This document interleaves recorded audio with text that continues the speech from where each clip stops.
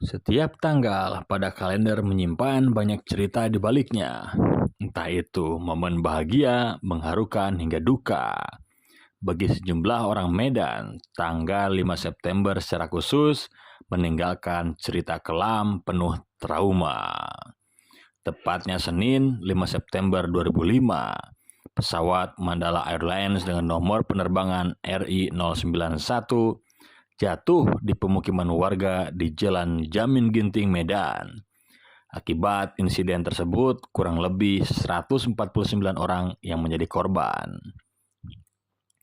Lebih dari itu, tragedi jatuhnya Mandala Airlines di Medan tersebut tercatat menjadi insiden pesawat jatuh kedua terburuk di dunia selama 2005. Namun, bagaimana pesawat berjenis Boeing 737-200 itu bisa sampai jatuh ke pemukiman warga? Insiden tersebut terjadi di Bandara Polonia, Medan. Pesawat yang hendak bertolak ke Jakarta dari Bandara Polonia itu dijadwalkan akan berangkat pukul 9:40 waktu Indonesia Barat, tetapi gagal saat melakukan take off. Kecelakaan tragis itu terjadi pada Senin 10 pagi.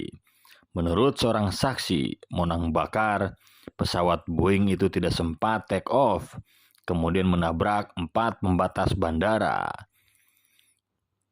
Saat gagal take off, pesawat pun oleng dan menabrak sekitar 10 rumah warga yang terletak sekitar 100 meter dari pagar bandara Polonia. Pesawat tersebut sempat naik sedikit ketika bertabrakan dengan rumah warga, tetapi kemudian terhempas ke Jalan Jamin Ginting. Menurut keterangan, bagian kepala pesawatlah yang mendarat terlebih dahulu. Setelah jatuh, pesawat Mandala kemudian meledak dan terbakar. Kesaksian yang sama juga dilontarkan oleh warga yang melihat tersebut. Saat berada di lokasi jatuhnya pesawat, tiba-tiba terdengar ledakan keras. Ledakan tersebut menyebabkan api menyambar ke arah mobilnya. Seketika itu pula angkot Mimi 110 jurusan Pancur Batu Marelan yang dikemudikan terbakar. Penyebab jatuhnya pesawat Mandala Airlines di pemukiman warga Medan baru mulai tersingkap setahun setelah insiden itu.